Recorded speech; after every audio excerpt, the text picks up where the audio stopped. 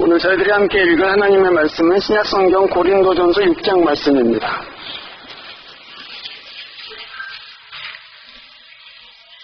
고린도전서 6장 12절부터 20절까지의 말씀을 저와 여러분이 한 절씩 교독하도록 합니다.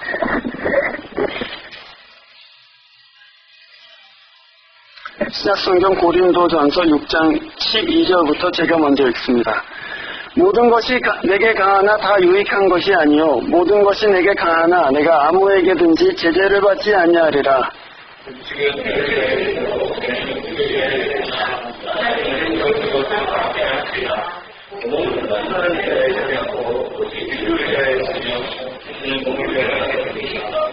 하나님이 주를 다시 살리셨고 또한 그의 권능으로 우리를 다시 살리시리라.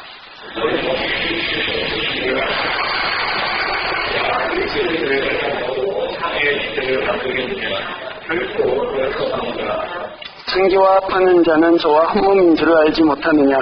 일러스되 둘이 한 육체가 된다 하셨나니 음행을 피하라. 사람이 범하는 죄마다 몸 밖에 있거니와 음행을 하는 자는 자기 몸에게 죄를 범하느니라.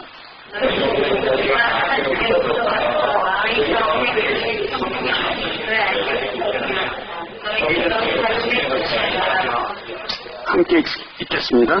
값으로 산 것이 되었으니 그런즉 너희 몸으로 하나님께 영광을 돌리라. 아멘. 기도하겠습니다.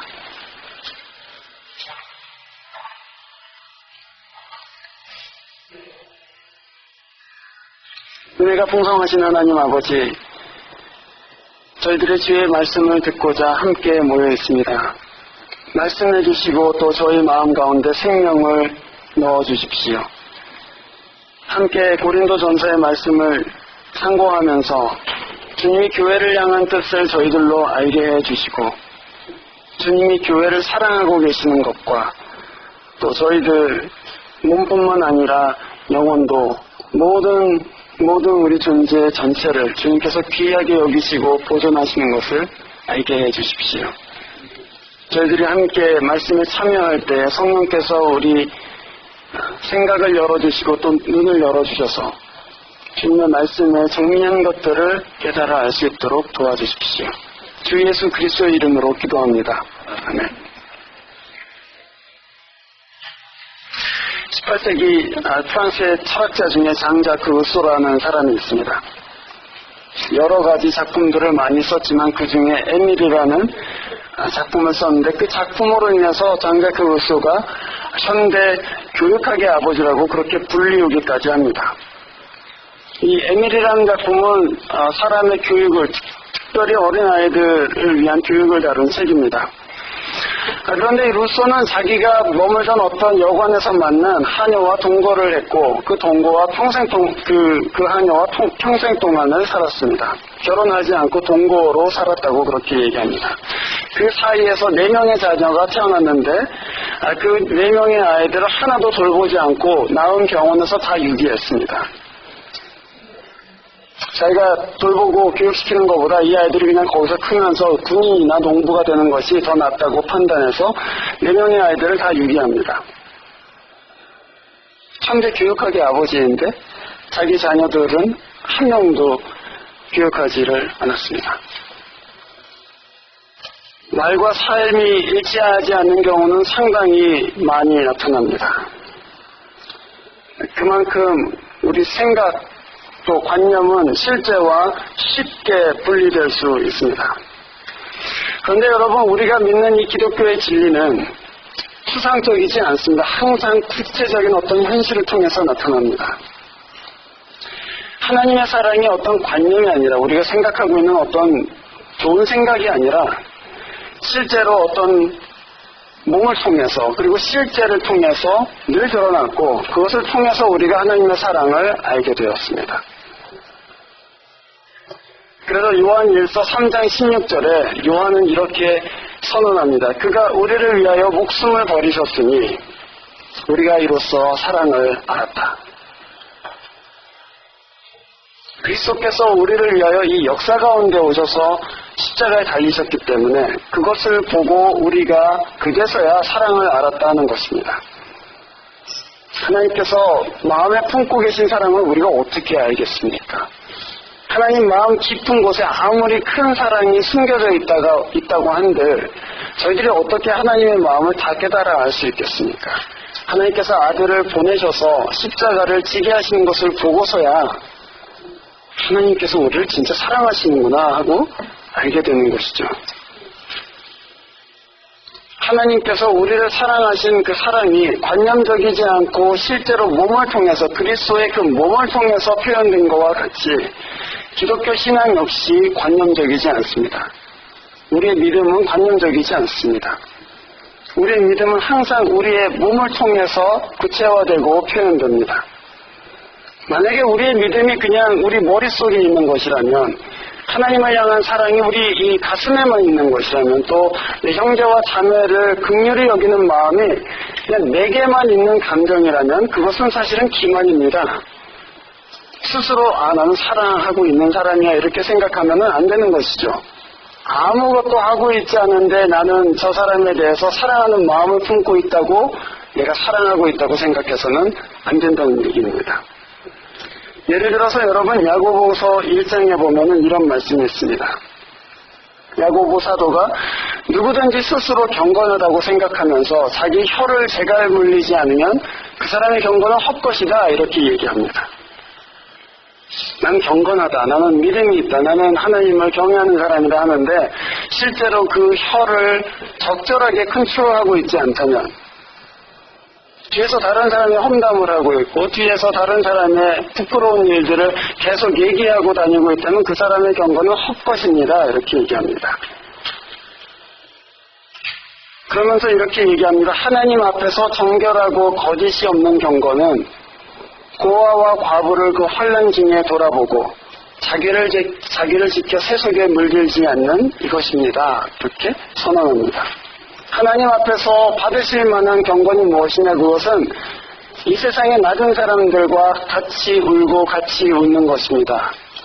그 사람들을 곤경 가운데에서 어떻게든 건져내려고 구제하고 도와주고 곁에 있어주는 것, 그것이 진짜 경건입니다. 그렇게 얘기하는 것이죠.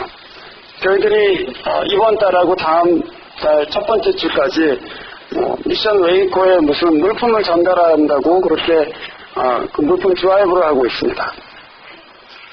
말하자면 그런 것이지만 그런 거 갖고는 정말 택도 없는 것이죠 사실은. 하지만 그것마저도 우리가 할 수 없다면, 우리 마음속에 가난한 사람들 도와줘야죠, 힘든 사람들 마땅히 우리가 나누고 도와줘야죠 하지만, 그런 관념들은 많이 있지만 우리 마음이 이 손과 발을 통해서 실제로 움직이지 않는다면 그것은 자기를 속이는 일입니다라고 말하고 있습니다. 그러니 우리가 믿는 기독교의 진리도 추상적이지 않고 우리가 믿고 있는 이 믿음도 사실은 추상적이 아니고, 그 모든 기독교의 진리와 우리의 믿음이 다 몸을 통해서 표현되는 것이라면, 여러분 이 몸이 얼마나 중요한 것입니까? 이 몸을 무시할 수가 없어요. 모든 것이 몸을 통해서 표현된다면, 하나님마저도 그분의 사랑을 예수 그리스도의 몸을 통해서 표현하셨다면 이 몸이라는 게 굉장히 중요하구나, 이걸 아시겠죠? 몸이야말로 하나님의 진리가 이 세상 가운데 드러나게 되는 통로이고, 몸이야말로 우리가 품은 하나님에 대한 사랑, 이웃에 대한 사랑, 그것이 표현되는 통로이기 때문이죠. 오늘 저희들이 이 몸에 대해서, 특별히 신자의 몸에 대해서 세 가지 차원으로 생각해 보고자 합니다. 복음이 신자의 몸에 대해서 세 가지 차원으로 우리한테 선포합니다. 첫 번째는 소속입니다. 우리가 누구 것이냐, 우리 몸이 누구에게 속해 있느냐는 것입니다. 두 번째는 새로운 기능입니다. 우리는 이제 이전의 기능과는 전혀 다른 기능을 우리 몸 가운데 갖고 있다. 그리고 세 번째는 목적입니다. 우리 몸이 궁극적으로 무엇을 위해서 우리에게 주어졌는지, 새로운 목적이 우리 몸에 생겼다는 이 세 가지 차원입니다. 그러니까 영어로 하면 New Identity, New Function, new purpose 이렇게 세 가지 차원에 대해서 복음이 말하는 바를 함께 상고해 보고자 합니다. 첫 번째로 새로운 정체성입니다. 누구에게 속해 있는가? 우리가 오늘 읽은 본문의 20절 말씀을 한번 보십시오. 바울은 고린도 교인들에게 너희들은 값으로 산 것이 되었다 이렇게 선언합니다. 그러면서 15절에 보면은 너희 몸이 바로 그리스도의 지체이다. 너희는 너희의 것이 아니다. 그렇게 19절에서는 아주 명확하게 선언합니다. 너희는 너희 것이 아니냐. 이것처럼 충격적인 진술이 어디 있을까 생각됩니다. 우리가 우리 게 아니랍니다. 우리는 우리 게 아니다. 우리는 하나님께 속해 있다. 하나님께서 우리를 값으로 사셨다. 이렇게 얘기합니다. 고린도 교인들 중에 상당히 많은 사람들이 그 당시에 복음을 받아들이고 나서 우리 영이 구원받았기 때문에 우리 몸으로 하는 것은 뭐든지 상관없다 이렇게 생각하는 그런 풍조가 있었습니다. 그것은 사실은 고대 플레이토니즘에 기반한 사고인데 내 영이 훨씬 더 중요하고 내 육체는 사실은 버려질 것이기 때문에 이 육체로는 내가 음행을 하건 이 육체로는 뭐 다른 엉뚱한 짓을 하건 내 구원과는 상관이 없다라고 생각하는 사고방식입니다. 그런 사람들에게 바울은 당신들의 몸은 당신들의 것이 아닙니다. 그것은 하나님 것입니다. 이렇게 선언했습니다. 하나님이 그리스도의 피라는 값을 주고 사셨다 이렇게 선언해버렸습니다. 그런데 여러분 이것을 흔히 마치 노예시장에 가서 주인이 노예를 사는 것처럼 이렇게 생각하시면 곤란합니다. 그래서 우리가 함께 찾아볼 성경 구절이 있습니다. 이사야 43장을 한번 여러분 찾아보시죠.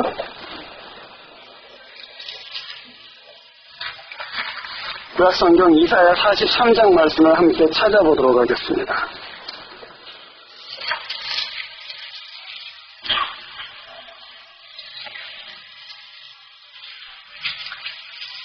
이사야 43장 1절 말씀을 제가 읽습니다. 야곱아 너를 창조하신 여호와께서 이제 말씀하시느니라. 이스라엘아 너를 조성하신 자가 이제 말씀하시느니라. 너는 두려워 말라. 내가 너를 구속하였고. 여기서 구속이라는 것은 redeem, 타오는 것을 얘기합니다.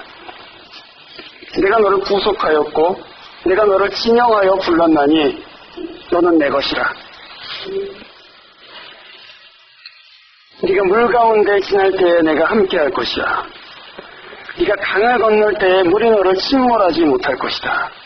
네가 불 가올 때 행할 때에도 타지 않을 것이고 불꽃이 너를 사르지도 못할 것이다. 왜 그렇습니까? 하나님 것이기 때문입니다.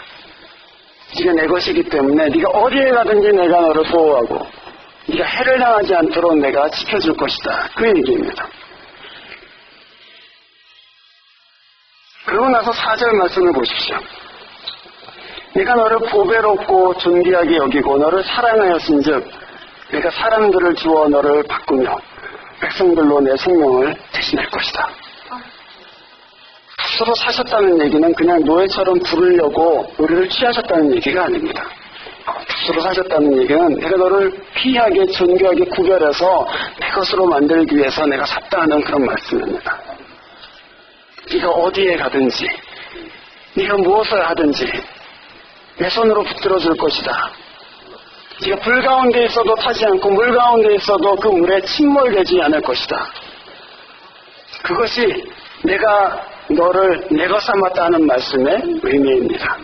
바울이 지금 그 말을 하는 것입니다. 당신들은 당신들의 것이 아닙니다. 그 말은 우리를 엎어서 하려는 말씀이 아니고 여러분은 하나님의 것으로 하나님의 존귀히 여김을 받는 사람들입니다. 그런 얘기입니다. 그러니 여러분 너는 내 것이다 하는 그 말씀은 우리를 짓누르는 말씀이 아니라 사실은 우리를 구원하는 말씀이죠. 이건 사실 우리 현대세계에서는 제일 받아들이기 힘든 말씀 중에 하나입니다. 자기 자유를 강조하는 세대 아닙니까? 여러분? 내 권리를 주장하는 세대 아니에요? 내가 나의 권리를 주장하고 나의 자유를 주장하고 또 내가 뭐든지 할 수 있다고 My life is mine. I am the captain of my ship. 이렇게 얘기하잖아요. 그런데 그 사람들한테 여러분들의 인생, 여러분들의 몸, 여러분들 자신은 여러분들의 것이 아닙니다. 여러분들은 하나님의 것입니다라고 선포한다면 그 말이 처음에는 기분 나쁘게 들릴지 모르겠지만 하나님이 나를 정말로 사랑하셔서 나를 위해서 값을 치르셨다는 것을 생각한다면 그것은 구원의 말씀이라는 것이죠. 특별히 19절에 보면 우리 고린도 전서 6장으로 다시 돌아왔습니다. 특별히 여러분 19절에 보면 너의 몸은 하나님께로부터 받은 바 생명이 거하시는 전이다 이렇게 얘기했습니다. 우리에게 이 몸은 주어졌습니다. 하나님께로부터 우리가 받았습니다. 그래서 좋은 청지기와 같이 이 몸을 잘 관리할 의무가 우리에게 있습니다. 우리 몸을 그래서 그릇으로 한번 생각해 보셨으면 좋겠습니다. 하나님께 받은 그릇이다. 하나님께서는 우리를 다 특별하게 지으셨기 때문에 어떤 그릇은 크고 어떤 그릇은 작습니다. 제가 지금 디모데후서 2장의 말씀을 쫓아서 하는 것입니다. 어떤 그릇은 금 그릇이 있고 어떤 그릇은 은으로 지은 그릇이 있고 또 어떤 그릇은 질 그릇이기도 하고 나무 그릇이기도 합니다. 그런데 여러분 제가 어렸을 때에 아주 어렸을 때 저희 시골 할머니 댁에 가면 그 할머니 댁에서 키우던 누렁이가 한 마리 있었는데 그 누렁이는 지금처럼 집안에서 살지를 않았습니다. 한국에서는 절대로 개를 집안에 키우지 않습니다. 마당에다 키우죠. 마당에다 키워야 되기 때문에 개밥그릇이라는 것이 있습니다. 그 개 밥그릇이란 건 보통 이가 이렇게 나간 사기 그릇이나 있니 그런 것으로 개 밥그릇을 주게 됩니다. 근데 저는 한 번도 저희 할머니께서 그 개 밥그릇을 깨끗하게 닦아서 개한테 주는 것을 본 적이 없습니다.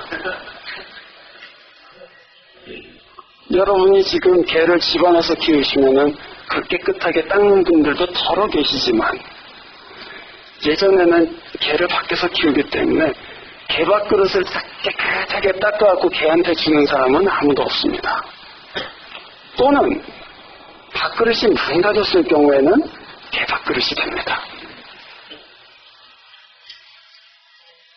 그 그릇이 본 차이나로 태어났건 간에 아니면 그냥 질그릇이건 간에 상관없이 그 밥그릇이 이가 깨지거나 끈이 가거나 그러면은 개밥그릇이 됩니다. 그리고 다시는 깨끗하게 씻지 않습니다. 말하자면 우리의 몸이 그렇다는 것입니다, 여러분. 우리의 몸이 어떤 목적에 따라서 쓰임에 따라서 깨끗하게 해야지 하는 이유가 생기기도 하고 그냥 그렇게 살자 하게 되는 경우도 생긴다는 것입니다. 누구한테 붙잡혀 있는가? 이게 누구한테 속한 그릇이냐에 따라서 이게 개밥그릇이라면 씻을 필요가 없겠죠, 여러분. 개한테 속한 것이니까. 그러나 같은 그릇인데 아무리 금이 같다 할지라도 이거를 내 아들이 먹는다, 이 그릇으로. 그럼 어떻게 그 그릇을 안 닦을 수가 있겠어요? 누구한테 속했는지가 그렇게 중요한 것입니다, 여러분. 우리의 몸이 누구한테 속해 있는가? 바울은 여러분한테 속한 것이 아닙니다. 하나님께 속해 있습니다. 이렇게 얘기했습니다. 그래서 저도 여러분한테 도전하기를 원합니다. 여러분의 몸은 누구한테 속해 있습니까? 여러분의 몸은 여러분한테 속해 있습니까? 아니면 여러분의 몸은 하나님께 속해 있습니까? 두 번째로 바울은 우리 몸에 새로운 기능이 생겼다 이렇게 얘기합니다. 그래서 아까 우리가 읽은 19절 말씀으로 다시 돌아가면 너희 몸은 너희 가운데 계신 성령의 전인줄을 알지 못하느냐 그렇게 얘기했습니다. 우리의 몸에 예수를 믿고 나서 새로운 기능이 생기는데 그것은 바로 성령의 전이 된다는 것입니다. 하나님께서는 우리가 예수 믿을 때 죄를 회개하고 또 예수를 주로 고백할 때 우리에게 선물로 성령을 모든 신자한테 주십니다. 여러분, 아까 우리 전도사님께서 말씀하신 대로 이 고린도 교회의 신자들은 우리가 생각하는 대로 아주 거룩하고 정결한 신자들은 아니었습니다. 그 중에는 창녀들하고 잠자리를 같이 하는 사람들도 있었고, 그 중에는 서로 간에 송사하면서 막 핏대를 세우는 사람들도 있었고, 그 사람들 가운데는 교회에서 막 분열을 일으키는 사람들도 있었습니다. 근데 바울은 단 한 번도 그 사람들에게 성령이 있다는 것을 부정하지를 않아요. 그 사람들이 이렇게 엉망진창으로 살고 있는데도 불구하고 그 사람들이 신자인 이상, 그 사람들이 예수 그리스도를 고백하는 이상 그 사람들은 다 성령의 전이라고 그렇게 인정하고 있어요. 그것이 바로 우리 몸이 갖고 있는 너무나도 귀한 기능이에요. 우리 몸은 하나님의 영이 거하시는 성령의 전이다. 그것이 복음 가운데 우리한테 선포되고 있습니다. 특별히 바울은 이 부분에서 음행의 문제를 다루고 있습니다. 이렇게 거룩한 성령의 전을 음행을 통해서 망가뜨리지 마라 그렇게 권합니다. 명령합니다. 사실은 하나님께서는 성관계를 남자와 여자가 혼인 관계 안에서만 누릴 수 있는 거룩한 행위로 그렇게 지정하셨습니다. 혼인은 그리스도와 교회의 연합이라는 그 진리를 드러내는 하나의 표로서 우리에게 주어져 있습니다. 여러분, 혼인이라고 하면 보통 남자와 여자가 뜨거운 마음으로 사랑을 하고 그리고 평생을 약속하는 그런 한 사람과 한 사람의 연합이라고 이렇게 생각하셨을 것입니다. 그래서 결혼에서 제일 중요한 것은 사랑이다 이렇게 생각하셨을 것입니다. 사실은 그렇지 않습니다. 신자들이 성경에서 발견하는 결혼은 예수 그리스도와 교회의 연합을 상징하기 위한 표입니다. 사실은 그래서 부부 사이의 반드가 훨씬 더 깊고 강력한 거예요. 우리가 그저 내 개인적인 사랑으로 내 아내를 만났고 내 아내가 그 개인적인 사랑으로 남편을 만나서 연합하고 있다면 그것은 사람의 사랑이 그 사이에 있는 끈이 되는 것이죠. 그래서 한편이 이젠 더 이상 사랑하지를 않는다. 그러면 끊어지는 거예요. 그래서 그렇게 쉽게 지금 끊어지고들 있는 거예요. 그런데 이 성경이 말하는 부부의 사이는 개인적인 차원의 사랑으로 연결되어 있는 사람들이 아니에요. 사실은 그것도 있죠. 하지만 그것은 부차적이에요. 오히려 하나님께서는 이 혼인을 그리스도와 교회가 이렇게 연합하는 것을 부부의 관계를 통해서 이 세대 가운데 알게 한다는 거예요. 그러니까 이 신자들이 만나서 결혼한다는 것은 그냥 단순히 자기 개인적인 사랑으로 묶여있는 관계가 아니라는 얘기입니다. 그것이 우리보다 훨씬 더 깊은 차원의 비밀을 이 혼인이라는 관계를 통해서 세상에 드러내는 것입니다. 말하자면 하나님께서 그리스도를 통해 교회를 사랑하시는 그 사랑이 남편이 아내를 사랑하는 그 사랑에서 드러난다는 얘기입니다. 그래서 신자들은 정말 예외적인 상황이 아니라면 이혼을 생각하지 않습니다. 그게 무슨 어뷰즈 당하는 상황이라든지 또는 정말로 부정이 저질러진다든지 불륜이 저질러진다든지 하는 상황이 아니고서는 신자들은 이혼을 생각하지를 않아요. 제가 아까 말씀드린 대로 남자와 여자의 성관계라는 것은 바로 그 혼인의 관계 안에 하나님께서 지정해 두신 거룩한 신비로운 행위입니다. 그 관계는 성관계라고 하는 것은 그래서 언약을 기반으로 합니다. 네가 나와 영원한 언약을, 내가 너의 남편이 되고 네가 나의 아내가 된다는 그 영원한 언약을 기반으로 해서만 성관계가 합법적이 됩니다. 그렇다면 성경에서는 이 혼인의 관계 밖에 있는 성관계에 대해서는 그 종류를 막론하고 음행행위라고 부릅니다. 그게 첫 번째 음행에 대한 정의입니다. 혼인 관계 바깥에서 이루어지고 있는 성관계를 음행이라고 부릅니다. 또 하나의 음행은 혼인의 관계에 전혀 없이 이루어지는 성관계입니다. 그 두 가지 모두 성경에서는 음행이라고 얘기합니다. 결혼 밖에서 만약에 우리가 성관계를 하게 된다면 그것은 혼인한 그 배우자와의 언약을 정면으로 부정하는 것이기 때문에 하나님 앞에서 죄가 됩니다. 두 번째로 결혼의 관계 없이 하는 성관계들은 그리스도와 교회의 연합이라는 헌신이라는 그런 언약을 부정하고 그 언약을 지지 않고 성적인 쾌락을 만족시키고자 하는 행위이기 때문에 하나님 앞에서 죄입니다. 두 가지 다 죄입니다.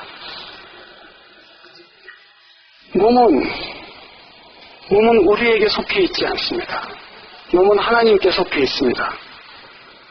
그래서 이 몸으로 무엇을 하느냐? 그것은 우리가 신자로서 하나님의 진리의 실제를 드러내는 것이기 때문에 굉장히 신중하게 생각하셔야만 합니다. 그래서 바울은 정욕을 피하고 음행을 삼가라 이렇게 우리에게 말합니다. 하나님께서는 신자를 사랑하셔서 그 도덕적인 상황이 지금 어떠하든지 간에 그와 결혼하셨습니다. 그리스도와 교회라는 것이 그 연합이라는 것이 사실은 혼인관계를 말합니다.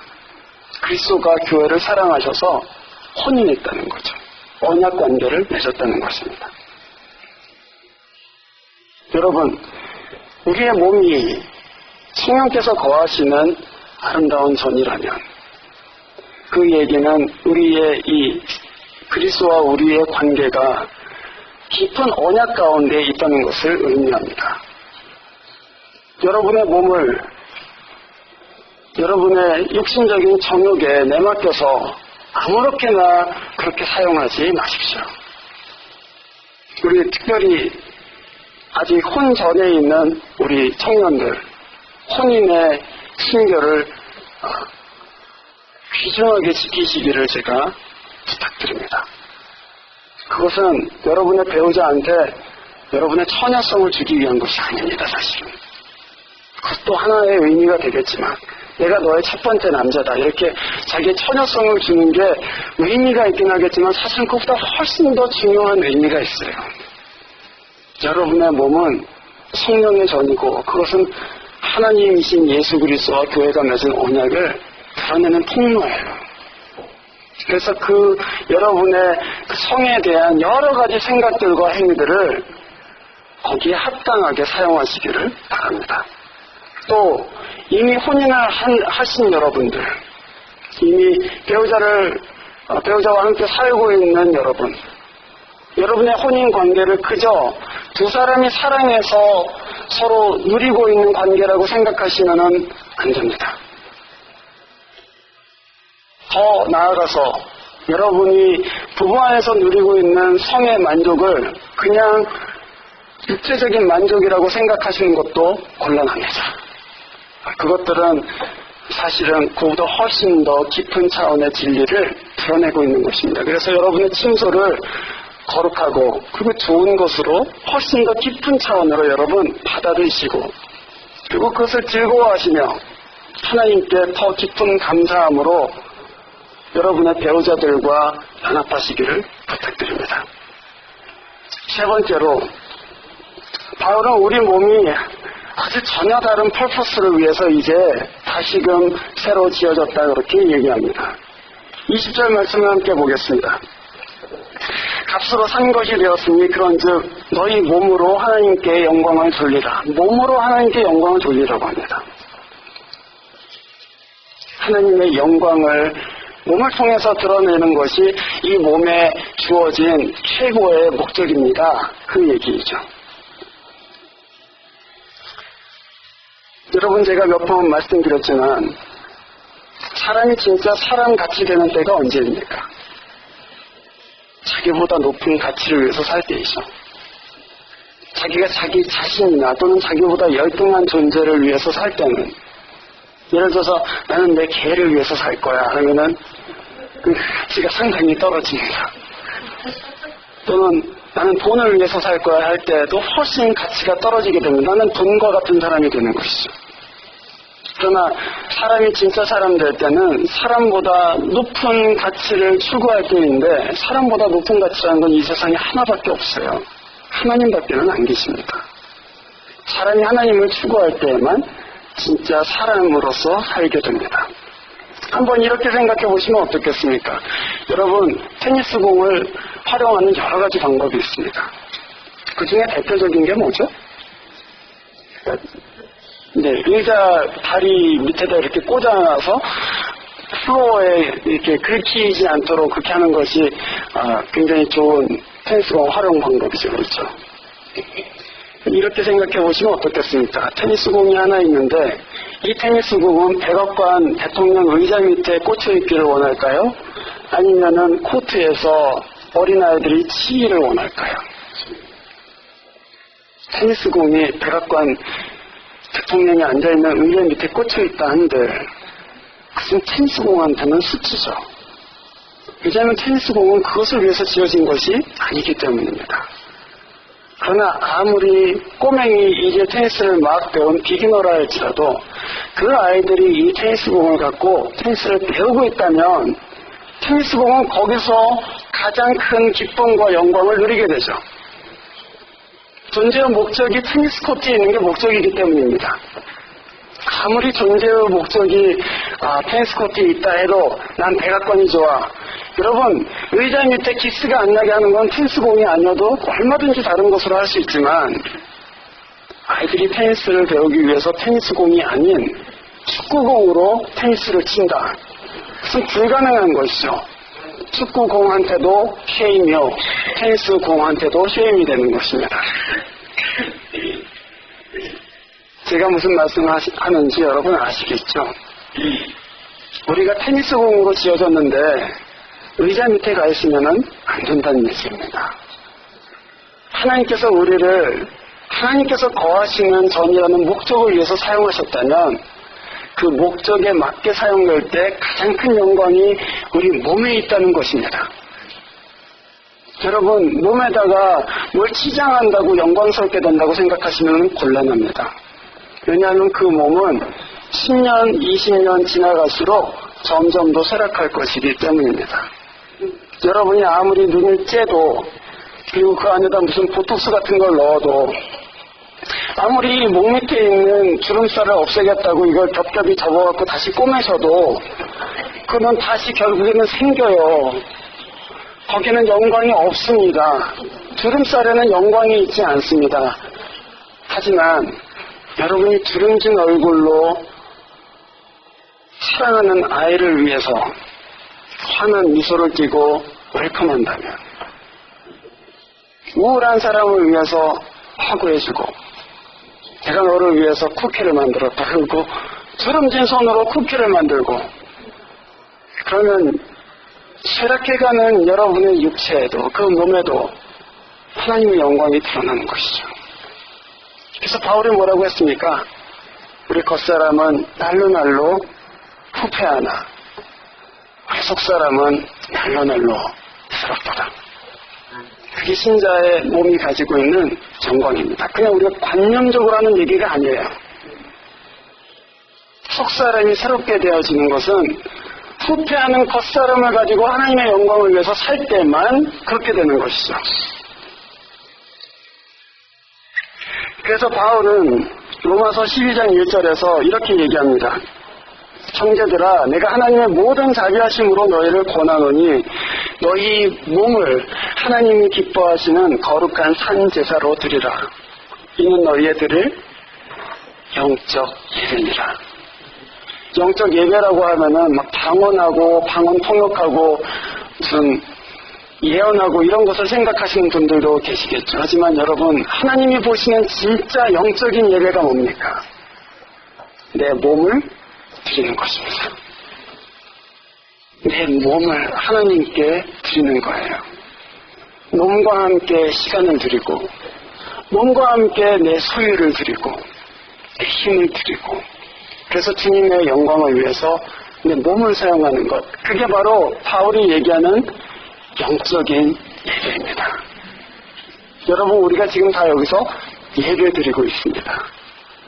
제 기도는 우리가 드리고 있는 이 예배가 사실 이 예배당 밖으로 나갔을 때 참 예배가 되는 것입니다. 하나님께 직접 드릴 수 있는 사람은 아무도 없습니다. 우리가 봉헌했지만 돈을 하나님께 직접 드릴 방법은 없어요. 천국 무슨 계좌가 있어갖고 주님 제가 뱅크 오브 헤븐으로 보내드릴게요. 그리고 체크 쓸 수 없습니다. 어떻게 하나님께 드립니까? 이웃에게 베풀므로, 그리스도의 몸인 교회를 섬김으로, 내 원수를 사랑함으로, 그렇게 해서 하나님께 드리는 것이죠. 그것이 하나님께서 기뻐하시는 참으로 거룩한 영적인 예배입니다. 여러분, 우리가 지금까지 복음이 선포하는 몸의 새로운 상태에 대해서, 스테이러스에 대해서 배웠습니다. 첫 번째는 우리 몸은 더 이상 내 것이 아니구나, 이 몸은 하나님의 것이구나 하는 것이었습니다. 두 번째는 이 몸은 하나님의 영이 거하시는 성전이구나 하고 받아들이는 것입니다. 그 기능에 맞게 이제 사용해야 되겠구나. 그리고 세 번째는 이 몸을 갖고 결국에 하나님은 당신의 영광을 드러내라고 하시는구나. 그것을 우리가 함께 보았습니다. 여러분, 이 몸 결코 헛되게 또는 가치없게 생각하지 마십시오. 여러분의 몸이 약하건 강하건, 여러분의 몸이 병들었건 건강하건, 여러분의 몸이 못생겼건 잘생겼건 상관하지 마십시오. 이 몸은 하나님의 영광을 위해서 사용될 때 그 독특하고 고유한 영광이 드러나게 되는 것입니다. 그것을 통해서 하나님께 여러분이 영광 돌리실 수 있기를 원합니다. 그것을 통해서 여러분의 이웃들에게 여러분의 몸이 실제하고 있다는 사실 자체가 기쁨이 되고 위로가 되고 소망이 되기를 주의 이름으로 축원합니다. 기도하겠습니다.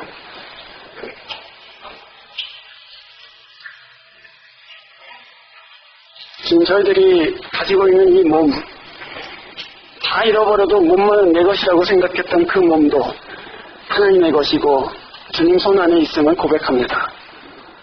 기꺼이 하나님 앞에 드립니다. 저희로 하여금 하나님의 영광을 위해서 살 수 있게 주의 성령을 저희들 가운데 더 풍성하게 부어주시고 성령이 이끄시는 대로 우리의 몸을 사용하여서 주님을 기쁘시게 하는 주의 자녀들 되도록 인도해 주시옵소서. 주 예수 그리스도의 이름으로 기도합니다. 아멘.